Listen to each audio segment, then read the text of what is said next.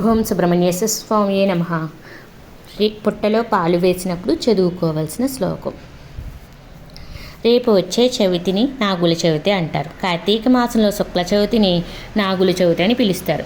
ఉదయమే లేచి స్నానము చేసి చెనిమిడి కానీ చింబిలి కానీ చేసుకుని పుట్ట దగ్గరికి వెళ్ళి ముందుగా నీళ్ళల్లో పసుపు వేసి కొంచెం పసుపు వేసి జల్లి వరిపిండితో ముగ్గు పెట్టి పసుపు కుంకుమ అక్షింతలు సుగంధభరితమైన పువ్వులు పెట్టి ఒక శ్లోకం చెప్పుకోవాలి.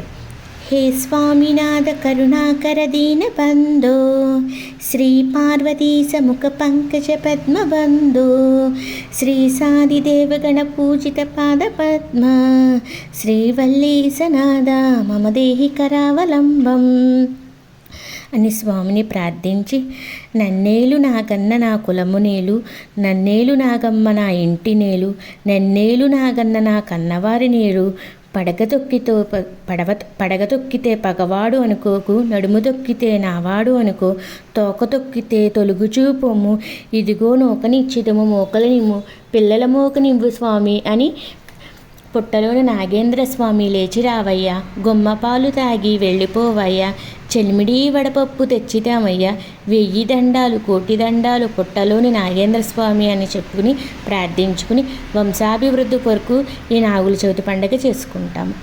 సంతానం సౌభాగ్యం కొరకు ఈ పూజ చేసుకుంటారు.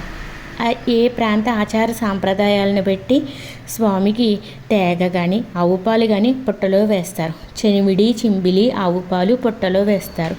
స్వామికి ధూపదీప నైవేద్యాలు పెట్టుకుంటారు.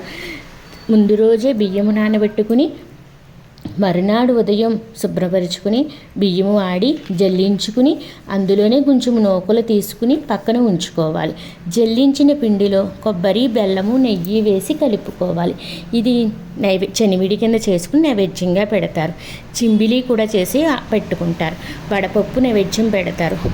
ఈ నూకలు తీసుకుని మోకలు ఇవ్వు స్వామి అని స్వామిని ప్రార్థిస్తారు.